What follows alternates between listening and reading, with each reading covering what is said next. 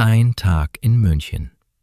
Es ist Samstagmorgen, die Sonne scheint und der Himmel ist blau. Jonas ist zum ersten Mal in München. Er steht früh auf, denn er möchte die Stadt entdecken. Zuerst geht er zum Marienplatz. Dort sieht er das neue Rathaus mit dem berühmten Glockenspiel. Viele Menschen stehen und warten. Um 11 Uhr beginnt die Musik und die Figuren tanzen. Jonas ist begeistert. Dann geht er weiter zum Viktualienmarkt. Der Markt ist bunt und lebendig. Es gibt Käse, Obst, Brot und Blumen. Jonas kauft eine Brezel und ein Wasser. Er setzt sich auf eine Bank und isst.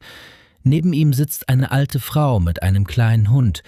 Sie sagt: »Schöner Tag heute, oder?« Jonas lächelt. »Ja, perfekt für einen Stadtbummel.« Nach dem kleinen Snack geht Jonas zur Frauenkirche. Die 2 großen Türme sind schon von weitem sichtbar.